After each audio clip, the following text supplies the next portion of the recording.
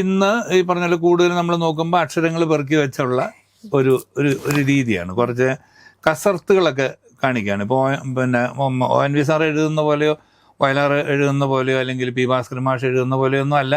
പിന്നീട് വന്ന മറ്റേ പൂവച്ചൽ ഖാദർ, ബിച്ചു തിരുമല, പിന്നെ ഭരണിക്കാവ് ശിവകുമാർ, ഇങ്ങനെയൊക്കെ ഇവരുടെ പാട്ടുകളൊക്കെ ഞാൻ പാടിയിട്ടുണ്ട്. അപ്പം അവരുടെ പാട്ടുകൾ എന്ന് പറയുമ്പോൾ വേറെ ഒരു ശൈലിയാണ്.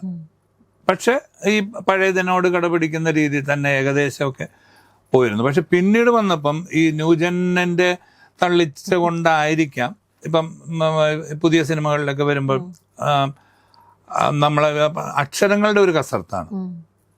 പാട്ട് മോശമാണെന്നല്ല ഞാൻ പറയും. ഇപ്പൊ ലജ്ജാവതിയെ അത് കേൾക്കുമ്പോൾ നമുക്ക് പഴയതുമായിട്ട് നോക്കുമ്പം ഭയങ്കര ആനയെ ആടും പോലുള്ള ഒരു വ്യത്യാസമാണ്. പക്ഷെ സിനിമയ്ക്ക് വേണ്ടത് അതാണ്. അങ്ങനെയുള്ളൊരു എഴുത്തിലാണ് ഇപ്പോഴത്തെ പുതിയ ജനറേഷൻ നിൽക്കുന്നത്.